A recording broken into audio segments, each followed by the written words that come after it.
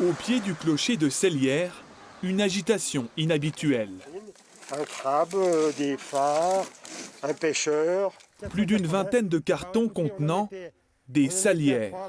Une collection héritée de cette famille de Sévrienne, le plus gros arrivage qu'ait connu le musée de la Salière. C'est émouvant parce qu'on sait d'où elles viennent, elles ont une histoire, elles ont traversé la France pour venir nous retrouver dans un petit village situé au pied de la Bresse et des montagnes du Jura. 700 km parcourus depuis les Deux-Sèvres, 500 salières acquises durant 40 ans de collection.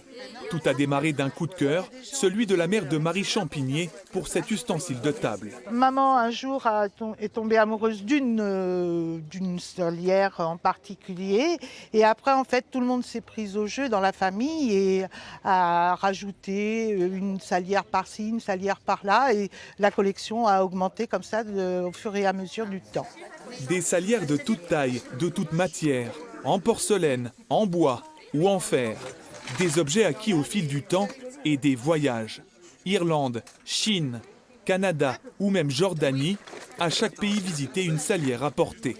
Il y en a vraiment de tous les coins du monde. Voilà, toute notre famille, à chaque fois qu'on voyageait, qu'on se baladait, on s'amusait un peu à les chercher. Voilà, c'était un peu le jeu à qui apportait la plus insolite. Trouver une salière, c'était pas toujours évident, donc il fallait faire des petits magasins, des boutiques de souvenirs. Et à des fois, des artisans, on tombait chez des artisans, et là, on trouvait l'objet rare.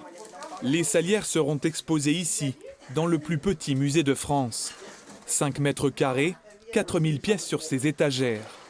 Certaines d'entre elles ont pris place dans 6 vitrines de commerce fermées du village. L'exposition s'étend dans les rues de Sellières.